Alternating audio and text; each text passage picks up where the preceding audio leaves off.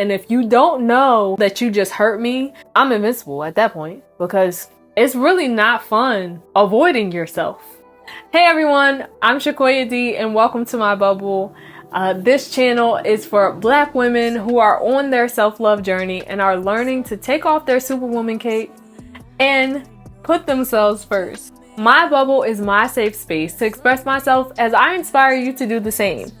This is Love the Creative Black Woman, a series where we self-care through crafting as we connect on our self-love journey together. In the last episode, we started talking about vulnerability, and we defined vulnerability as being susceptible to emotional or physical harm. It does not sound pleasant at all.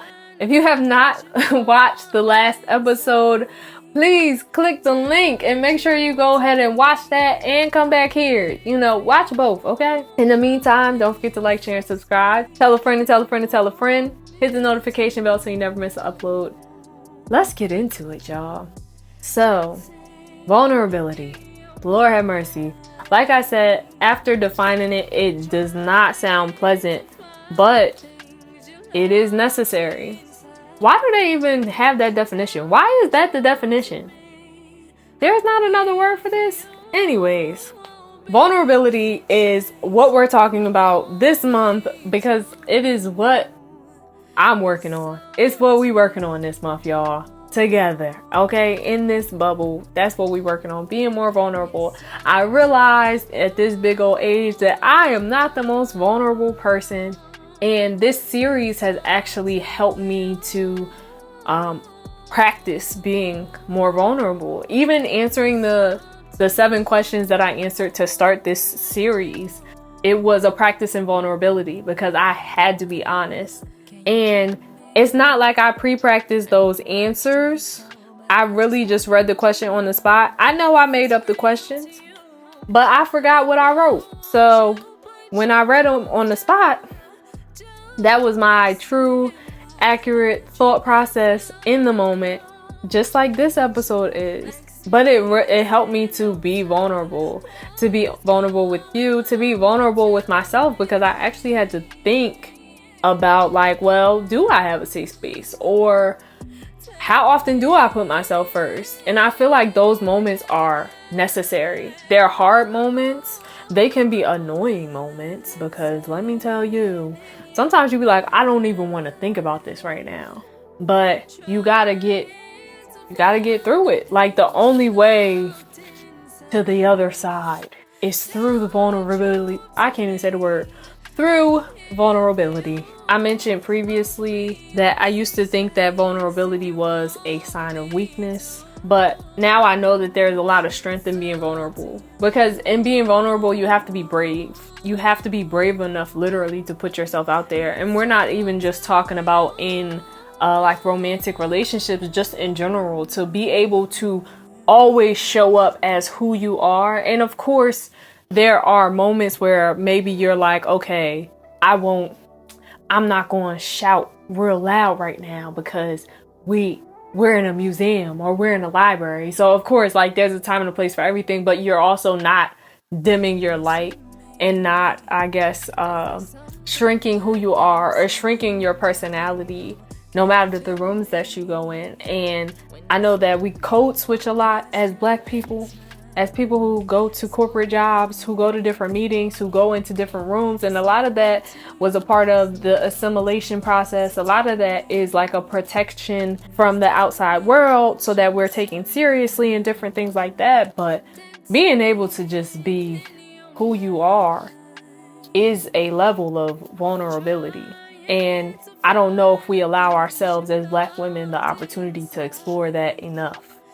And I know that there are many times where, rather than being vulnerable or showing up as our full selves or expressing ourselves completely, we'll opt for expressing ourselves in a way that looks better. I know that has been, or a way that it's like when your parents told you when you was growing up, don't tell nobody about what's going on in your house. Like, everybody don't need to know what's going on. Everybody don't need to know Lil Ray Ray just got into a fight up the street. or that he got expelled. That's in this house, okay? And why was that the example? I don't know. But when you think about that, it's also a layer of, okay, well, because you're a kid. So kids just be talking.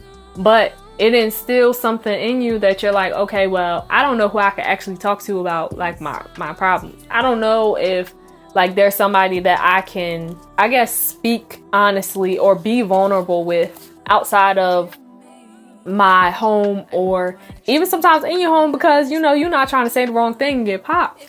But I think that it starts very young, and in it starting as young as maybe 5 years old, because you know you can't hold water at 5 years old. That's when the walls start to happen, like I talked about in the previous episode. That's when you start to hold more things in, and subconsciously it starts to weigh on you. I think a lot of people do a better job of holding it all in than others. I know for me, I wound up at some point getting depressed because I was suppressing all of my emotions, but really it was because I had so many walls up, and I had built a fortress. I built this fortress. It was nice. It was real big. It was up real high, but I built it so high that I couldn't get back into it. So I didn't know what was really happening behind all of those walls. And eventually, like, it all kind of got to me, and I had to start with me. I literally had to start by first acknowledging my feelings. Yeah, I had to do that because I didn't want to sit in a room by myself and think. Like, if I was in a room by myself, I was going to have music playing, or I was going to have the TV on, something to drown out the noise that was in my head. And then it was just like, well, you're supposed to like yourself. If you don't like nobody else in this world, you should enjoy spending time with yourself. So then I had to sit and think and listen to my thoughts and process my emotions to the extent that I knew how at the time, or even just acknowledge my emotions, because some of the times it's just like we're not even acknowledging that this thing just hurt us, because that will be vulnerability. That will be me being vulnerable to you. And if you don't know that you just hurt me, then you think that you can't hurt me at all, right? Or even I think that you can't hurt me at all. If I don't take the time to actually deal with whatever emotion that just stirred up in me, I'm invincible at that point, because I don't have time to deal with that. I don't have time to feel no emotions. I don't got time to feel whatever this is. But then it starts being like, okay, I don't have time to feel the joy, like in the joyful moments. And I don't have time to process or grieve in those really hard moments where somebody just passed away, or maybe you broke up with somebody and you have to grieve those moments.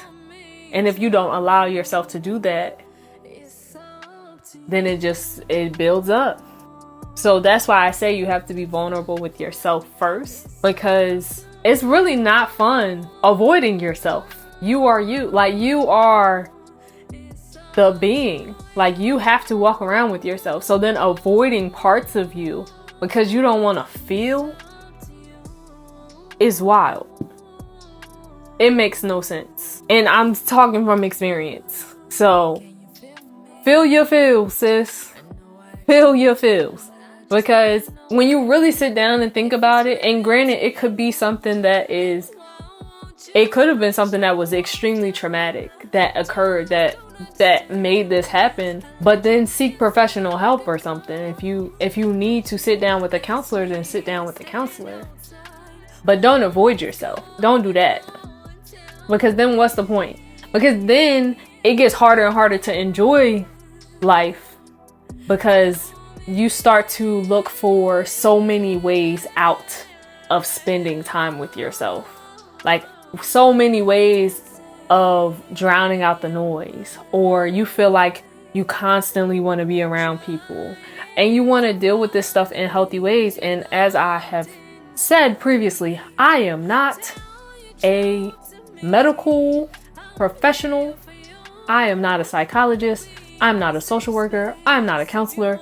I'm just me, ShakoyahD. So this ain't medical advice. Please talk to somebody, if you do feel like you need to. I'm just talking. I'm talking from my experience. And yeah, don't avoid yourself. It's not fun. And then it's like you don't even deal with what actually happened. You hold on to it. And trust me, I used to be a grudge holder. Okay? I just recently, in the past few years, learned how to let stuff go. So that on top of avoiding your feelings because you're so you don't express yourself so much to a fault that you're like, well, nobody can hurt me. I'm invincible because I'm not about to cry at this. Like, okay, yeah, all right, whatever, you out my life, all right, bye. You're not going to like take a moment. You're not going to grieve the process. You're not going to do nothing, all because you don't want to be vulnerable. And for me, like I said, I didn't even realize that I wasn't being vulnerable because I honestly didn't think it was a necessary part of life. That's the truth. Like, I didn't know that being vulnerable was like, a key thing, a key ingredient of life, of experiences, of relationships, of like partnerships, of business stuff. Like, it's a part of everything. It's very intertangled into a lot of things. An integral part of life. Is that I think that's the right word. And I didn't know till now. Till a few months ago. So now it's like I'm actively on my self-love journey, right? Okay. I told y'all in order to even have my safe space and start making my bubble, I had to start being vulnerable with me. I didn't start being vulnerable with me at the start of my journey. I think I was maybe just like a little bit, but like I still didn't know how necessary it was. Even up until, I'm going to say maybe like December or January of last year, I didn't even realize how important it was. I didn't realize that, the reason why I don't feel like I've made as many deep connections as an adult is because I ain't been vulnerable. Nobody really, I thought, like I said, I thought it was a sign of weakness for a very long time. Since like the age of 5 years old. Where did I get this from? 50 Cent, probably. I don't know. It was probably 50 Cent. I'm not gonna lie. Maybe I was 5. Maybe I was older than that. Because when did 50 Cent come out? I don't know. I was probably a little bit older. But at a very young age, I was like, yeah, I'm not doing that. That's weak. Never let them see you sweat. All of the phrases. Yeah, that was foolish. I'm learning that. So now I'm working through that. I'm learning. I am being vulnerable with me, right? Being vulnerable here first. And then I'm being vulnerable with other people, even in the way that I am expressing myself and making sure that maybe I'm clear about what I'm saying, or if I'm feeling something, or if I want to do something. I think that there's different types of vulnerability, and I'm gonna look into this. I feel like the definition is the definition, but I feel like you could be vulnerable in a lot of different ways and don't even realize it. So I'm gonna look it up, and we're gonna talk about it very soon. Dear Black woman, go ahead and show up as all of you. Take a moment, take a time to just sit down with yourself. It's gonna be a little scary if you haven't done it in a while, especially if it's been years since you really just sat with yourself and allowed yourself to feel your feelings, to cry, to hear your thoughts. Take a moment though and assess the situation. Determine if you need to seek counseling, or even if you just need to set aside more time to, journal, dive deeper into this mentally, and figure out what you need to heal so that you can go out into this world and express yourself wholeheartedly, whether it's in a joyous way, a sad way, whatever you need to do to allow your emotions to pass through you, to allow you to process your emotions in a healthy way. Vulnerability is a key ingredient to life. I know they be saying content is king, but vulnerability, that's a key to life, okay? Not social media. It's a key to life. Love who you are, embrace who you are, and work on this. It'll help you build your bubble. I'm excited to hear about your journey. Tell me more. Love, the creative Black woman. Thank you guys for joining me for another episode of Love, the Creative Black Woman. Let me know in the comments if you also thought that vulnerability was a sign of weakness, or if you be avoiding yourself and your emotions. Let me know. Also, don't forget to like, share, and subscribe. I will see you guys in the next episode. Bye.